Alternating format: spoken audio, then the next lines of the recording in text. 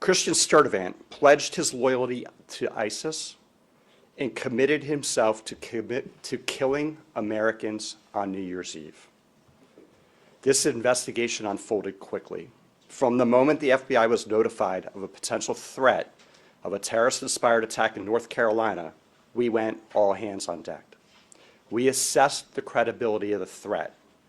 The investigation lasted about 2 weeks, included numerous investigative techniques, partnerships with law enforcement agencies, and cooperation from the American public.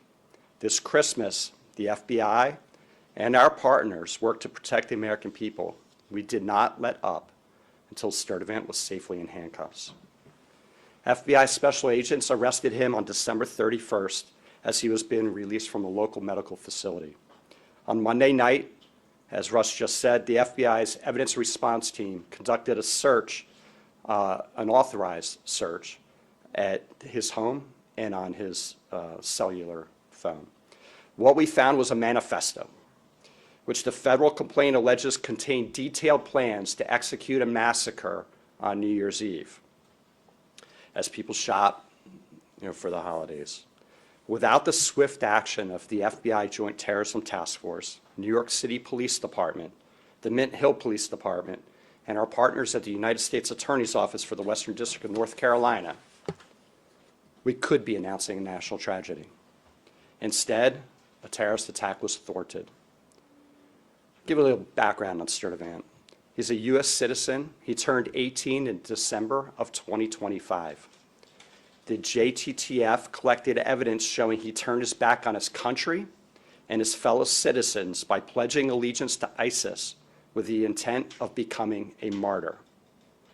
We allege Sturtevant was willing to sacrifice himself by committing a terrorist attack using knives and a hammer to support the murder, torture, and extreme violence that ISIS represents.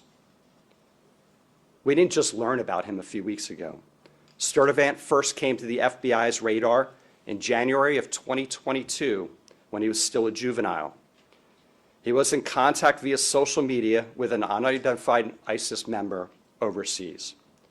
Sturtevant received direction from this unidentified ISIS member to dress in all black, knock on people's doors, and attack them with a hammer.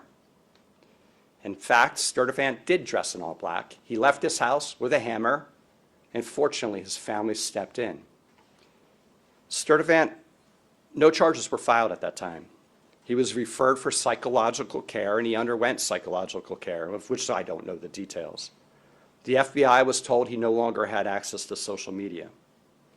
On December 18th, a week prior to Christmas, the Charlotte field office learned it wasn't true that he was now back on social media. After several FBI offices around this country and the New York Police Department alerted the Charlotte JTTF of a TikTok account username, Abu Bakr al-Amerki, who made multiple posts in support of ISIS. Sturtevant was identified as the account holder. And with federal search warrants, the FBI obtained his previous posts to assess the extent of threats to the homeland.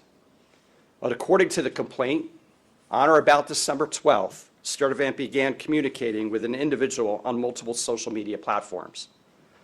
Unbeknownst to Sturtevant, he was talking to a government online covert employee. Within just a few days, Sturtevant direct messaged the online covert employee with a picture of 2 hammers and a knife.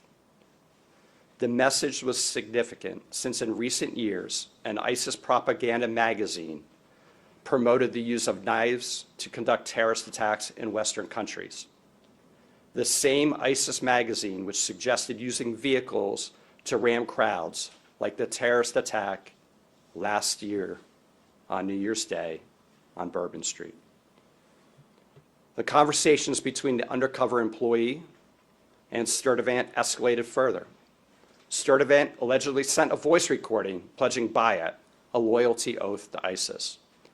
And on December 20th, the direct messaging allegedly showed Sturtevant asking for help getting firearms, specifically weapons, guns, to carry out the terrorist attack at a food market here in Charlotte area. Thankfully, that did not occur. This investigation was conducted by several FBI field offices, the FBI Joint Terrorism Task Force, which includes the following members: the Charlotte-Mecklenburg Police Department, the Matthews Police Department, the Monroe Police Department, the Bureau of Alcohol, Tobacco, Firearms, and Explosives, the United States Customs and Border Protection, the Federal Air Marshal Service, Homeland Security Investigations, Internal Revenue Service, IRS-CI, the United States Postal Inspection Service, U.S. Citizenship and Immigration Services. Also, the NYPD, the FBI New York JTTF, the FBI Columbia Division, and the Mint Hill Police Department were instrumental in thwarting this attack. And of course, alongside our partners at the U.S. Attorney's Office in the Western District of North Carolina, and the Department of Justice. This investigation highlights the very real threat posed by people who self-radicalize online and are inspired by jihadist ideologies espoused by foreign terrorist organizations. They seek to attack soft targets with easily accessible weapons and with little to no warning. To further complicate this threat, we have seen that most successful attackers radicalize in a time span of between 1 and 4 years, and they typically mobilize to act in less than 3 months. The FBI continues to work tirelessly to combat the threats of terrorism for the American people every day. But our partnerships are not limited to just law enforcement agencies. We rely on the communities we serve and encourage the public to contact law enforcement when they see or hear something that doesn't seem right. I also have this personal message.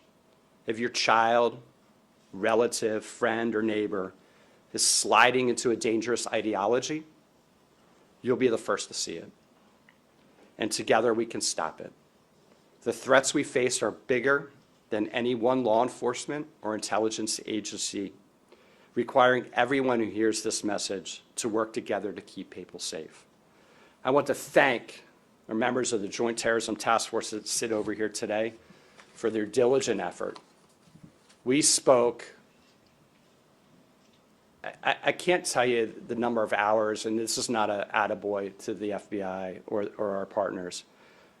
They worked nonstop for about 14 days, 24/7, digging through everything we had and keeping surveillance on this subject so we could intervene if he were to potentially attack.